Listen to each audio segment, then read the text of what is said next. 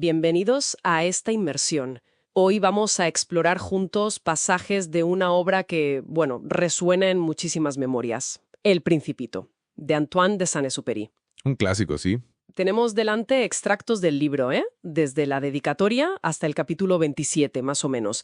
La idea es desgranar un poco esos mensajes claves sobre cómo miramos el mundo, los vínculos que creamos y, en fin, lo que realmente cuenta. Es que es un texto curioso. Porque, a ver, bajo esa apariencia de cuento infantil, se esconde una reflexión filosófica bastante profunda, ¿eh? Totalmente. El punto de partida ya es singular. Un piloto que se estrella en el Sáhara y de repente se encuentra con este niño. Un niño llegado de otro mundo. La clave, creo yo, es no quedarse en la superficie. Hay muchas capas ahí, sobre la vida, la sociedad, sobre nosotros mismos, vaya. Pues entremos en materia entonces. El narrador arranca con esa anécdota de su infancia, ¿no? El famoso dibujo de una boa que se ha comido un elefante. Pero claro, se lo enseña a las personas mayores. Y la respuesta es siempre la misma. ¿Qué es un sombrero? No ven más allá. Es que, Es frustrante para él. claro, él intenta explicarlo con un segundo dibujo, mostrando el elefante dentro, porque dice que siempre necesitan explicaciones. Pero nada, la reacción es la misma. Le aconsejan que deje los dibujos y se dedique a cosas más serias. Geografía, matemáticas, lo típico. Ahí ya se dibuja una idea central, ¿verdad? Esa fractura entre la mirada imaginativa, esa que es capaz de ver lo invisible, y la visión adulta, tan literal, tan, bueno, enfocada en lo práctico. Exacto. Es tan frustrante para el narrador que abandona su carrera de pintor. Incluso de adulto, fíjate, usa ese dibujo número 1 como una especie de test. Un test que casi siempre falla, por cierto. Le dicen, es un sombrero. Y él, pues nada, resignado se adapta y les habla de cosas que sí entienden. Bridge, golf, política y corbatas. Y claro, quedan encantados con él, qué hombre tan razonable. Pues sí. Y esta crítica a la perspectiva adulta es una constante, que luego se amplifica muchísimo en los viajes del Principito por los asteroides. Esos planetas diminutos con habitantes, bueno, muy particulares. Son como caricaturas, ¿no?, de ciertas obsesiones adultas. Exacto. Son arquetipos muy claros. Primero está el rey, por ejemplo, aferrado a una autoridad sobre nada, básicamente. Busca súbditas para dar órdenes razonables, pero que son vacías. Esa frase de hay que exigir a cada uno lo que pueda dar suena bien, pero Pero en su contexto es absurda, porque no tiene a quién exigirle nada útil. Luego el vanidoso, otro personaje, necesitado de admiración constante aunque esté solo. el sombrero es para saludar cuando me aclaman, dice. Pero si no hay nadie, quiere que le admiren por ser el más todo, en un planeta desierto. Pura fachada, como decías antes. Sí, sí. Y después figuras quizás más trágicas como el bebedor. Sí, esa visita es breve, pero es desoladora. Atrapado en un bucle de beber para olvidar la vergüenza de beber. Es una imagen muy potente de la desesperanza, de la falta de salida. Uf, sí. Y le sigue el hombre de negocios, que es la obsesión por poseer llevada al extremo. Contando estrellas, millones de ellas, creyendo que las posee porque a nadie se le ocurrió antes. ¿Y qué significa poseer para él? Apuntar números en un papel y meterlos en el banco. Básicamente eso. Administrar, dice él. El Principito, claro, le cuestiona la utilidad de esa posesión. Él sí cuida su flor, limpia sus volcanes, es útil para lo que posee, digamos. Pero el hombre de negocios no aporta nada a las estrellas. Nada. Es la crítica a la acumulación por la acumulación, a considerarse serio por manejar cifras sin un propósito real detrás. Vaya tela. Quedan dos que son interesantes por motivos distintos. El farolero. Ah, el farolero, atrapado por la consigna. Tiene que encender y apagar un farol cada minuto porque su planeta gira rapidísimo. Es absurdo, sí, pero el Principito siente algo de respeto por él. Dice que es el único que no me parece ridículo. Tal vez porque se ocupa de algo que no sea él mismo. Eso es. Hay una cierta nobleza en su dedicación, aunque sea inútil y agotadora. Le reconoce eso. Y finalmente, el geógrafo. El erudito que no conoce su propio planeta. Otro personaje fascinante. Depende totalmente de los exploradores y solo anota cosas permanentes. Y aquí, ojo, viene un momento clave para el Principito. Cuando menciona su flor, Exacto. Y el geógrafo la descarta. Las flores son efímeras. No las registra. Esa palabra, efímera, golpea fuerte al Principito y siembra una preocupación nueva. A través de todos estos encuentros, la sensación del Principito es siempre de extrañeza, ¿no? Sí, esa frase es recurrente.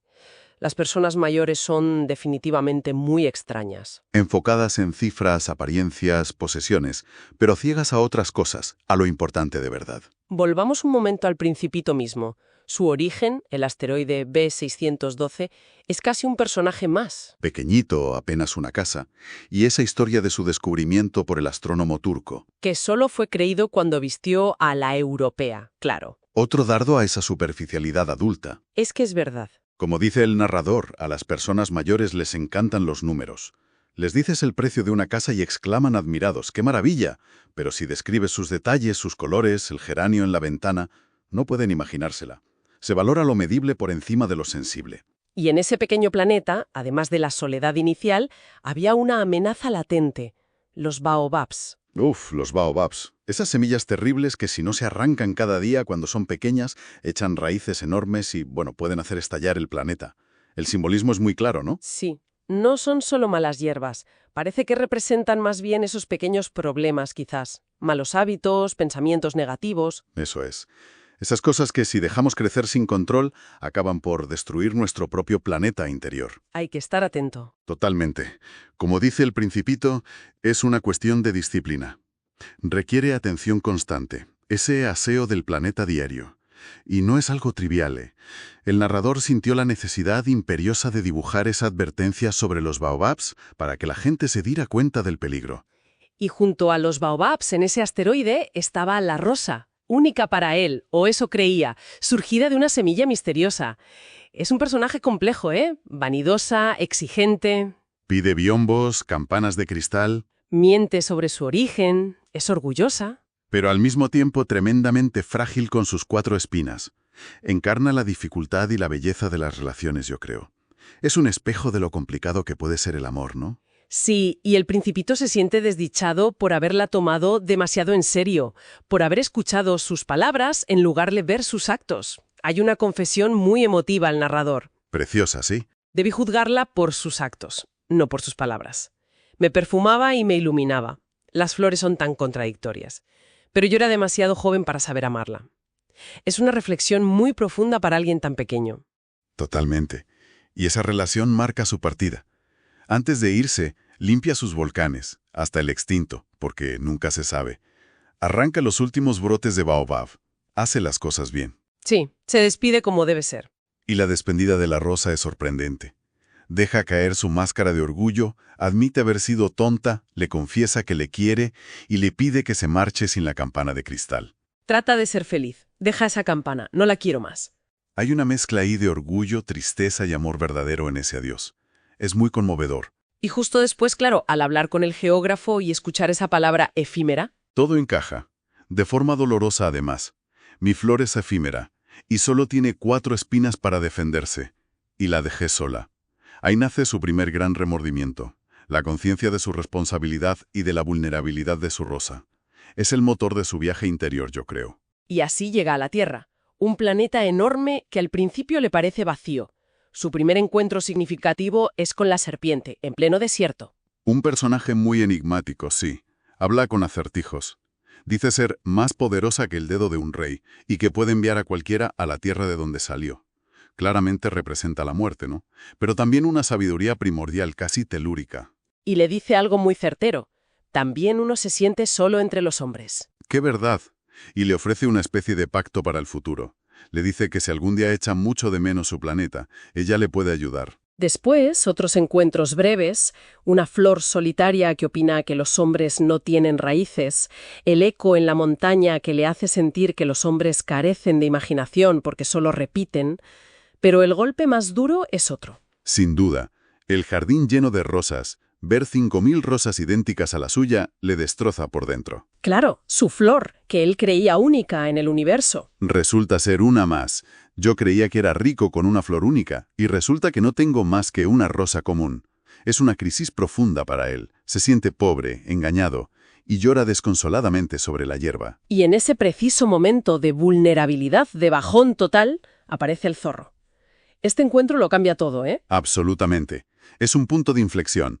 El zorro introduce el concepto fundamental de domesticar. Y ojo, que no es dominar, sino, como él dice, significa crear lazos. Explica que es un proceso lento, que requiere paciencia, rituales. Sentarse cada día un poco más cerca. Sí, acercarse poco a poco. Es lo que hace que un día sea diferente a los otros días, una hora, diferente a las otras horas. La importancia de los ritos. Le dice que si el Principito lo domestica, su vida dejará de ser monótona. El trigo dorado, que antes no significaba nada para él, le recordará al pelo rubio del Principito. Se necesitarán mutuamente. Se volverán únicos el uno para el otro. ¡Qué bonito! Y aquí de nuevo la crítica al mundo adulto. Los hombres ya no tienen tiempo para conocer nada. Compran cosas hechas en las tiendas. Pero como no hay tiendas de amigos, los hombres ya no tienen amigos. ¡Boom! Es una llamada directa a invertir tiempo y esfuerzo en construir relaciones auténticas. El valor no está en lo prefabricado, en lo rápido, sino en lo cultivado con paciencia. Totalmente. El Principito entiende y domestica al zorro. Y al despedirse, el zorro le da su famoso secreto, esa frase que quizás condensa toda la filosofía del libro. Solo se ve bien con el corazón. Lo esencial es invisible a los ojos. Ahí está. El gran clic para el Principito. Comprende por fin por qué su rosa sí es única. No por ser diferente a las otras 5000 en apariencia, sino por el vínculo creado, por el tiempo compartido. Como le dice el zorro, es el tiempo que has perdido por tu rosa lo que hace que sea tan importante. Exacto. Y de esa comprensión surge la responsabilidad. Eres responsable para siempre de lo que has domesticado. Eres responsable de tu rosa. Ya no puede desentenderse. Y esto nos devuelve al principio, ¿no? A por qué las personas mayores no entendían el dibujo de la boa. Claro. Veían un sombrero porque miraban solo con los ojos, no con el corazón. No veían lo esencial, la imaginación, el significado oculto que había debajo de la forma. Exactamente. Los personajes que encuentra después refuerzan esa idea. El guardagujas, por ejemplo, que habla de los trenes rápidos llenos de gente que no sabe lo que busca, que nunca se está contento donde se está. Solo los niños parecen saber mirar por la ventana, dice. Y el comerciante de píldoras para quitar la sed, para ahorrar 53 minutos a la semana. ¿Y para qué? El Principito piensa que él usaría ese tiempo para caminar tranquilamente hacia una fuente. Cuestiona esa obsesión moderna por la eficiencia sin propósito, por ahorrar tiempo sin saber para qué. Todo converge en esa búsqueda del pozo en el desierto con el narrador, cuando están ya al límite de la sed. El agua que encuentren tiene un valor especial, no es solo agua. El narrador lo capta perfectamente. Había nacido de la caminata bajo las estrellas, del canto de la polea, del esfuerzo de mis brazos. Era buena para el corazón, como un regalo. No era solo H2O, era el fruto del esfuerzo compartido, de la esperanza, de la búsqueda conjunta. Era algo más. Y el Principito lo confirma, volviendo a la lección del zorro. Pero los ojos están ciegos, hay que buscar con el corazón. Una y otra vez esa idea. Es el eje central. El relato se acerca a su desenlace. Ha pasado una semana. El narrador, por fin, ha reparado su avión, pero siente una gran tristeza, porque sabe que el Principito se irá. Se cumple justo un año de la llegada del Principito a la Tierra, y además en ese mismo lugar. Qué casualidad, ¿no? ¿O no? Le dibuja el bozal para el cordero, como le prometió, aunque se le olvida un detalle importante. Pero eso lo vemos luego. Y entonces ocurre esa escena tan extraña y conmovedora. El narrador ve al Principito hablando con la serpiente amarilla, la misma del principio, cerca de un viejo muro de piedra. Escucha fragmentos de la conversación. Tienes un veneno bueno. ¿Estás seguro de que no me harás sufrir mucho? Uf. Sí, es duro. El narrador se alarma, lógicamente, pero el Principito parece tenerlo decidido. Le explica que no puede llevarse su cuerpo, que es demasiado pesado. Será como una vieja cáscara abandonada. No es triste dejar atrás una vieja cáscara. Le pide que no mire, que parecerá que muere, pero no será así. Es una manera muy delicada de hablar de la trascendencia, quizás, de separarse de lo material. Sí, o de la muerte vista de otra forma. Y le deja su último regalo, las estrellas que ríen. Como él estará en una de ellas riendo, cada vez que el narrador mire el cielo, oirá la risa en todas las estrellas. Tendrás estrellas que saben reír. Es una forma increíblemente poética de hablar de cómo el recuerdo y el amor transforman nuestra percepción del mundo, ¿no? Incluso del universo entero, tras una pérdida. El consuelo a través de la conexión invisible. Precioso, sí. El momento final es descrito con una sencillez que impacta muchísimo. Solo hubo un destello amarillo cerca de su tobillo. Permaneció un instante inmóvil, no gritó, cayó suavemente como cae un árbol. No hizo ni el menor ruido, por la arena. El final es magistralmente ambigua. Muerte física, un viaje de regreso a su planeta, una metáfora del fin de la infancia, quizás. El libro muy sabiamente no lo cierra del todo. Deja que cada uno piense. Exacto. Pero lo importante no es tanto resolver ese misterio, como ver la transformación del narrador. Él sí ha aprendido la lección. Él sí ha aprendido a ver con el corazón, gracias al Principito. Aunque 6 años después confiesa que su consuelo no es completo. Hay una duda que le persigue. Ese detalle olvidado. No dibujó la correa de cuero para el bozal del cordero. Ay, la correa. Y esa pregunta le atormenta. ¿El cordero se comió la flor? ¿Sí o no? Y verán cómo todo cambia. Esa pequeña pregunta lo cambia todo porque encapsula la esencia de la responsabilidad y la fragilidad de lo que amamos. El destino del universo, para el narrador, depende de ese pequeño detalle invisible para otros. Y remata diciendo que ninguna persona mayor comprenderá jamás que esto sea tan importante, cerrando el círculo con la crítica inicial a esa ceguera adulta ante lo esencial. Es brillante. Hemos tocado muchísimos hilos, ¿eh? Esa crítica a una visión adulta, limitada, materialista, la necesidad de mirar con el corazón, el valor fundamental de crear lazos, de domesticar, y la responsabilidad que nace de ellos, la búsqueda de lo que de verdad importa, más allá de lo aparente.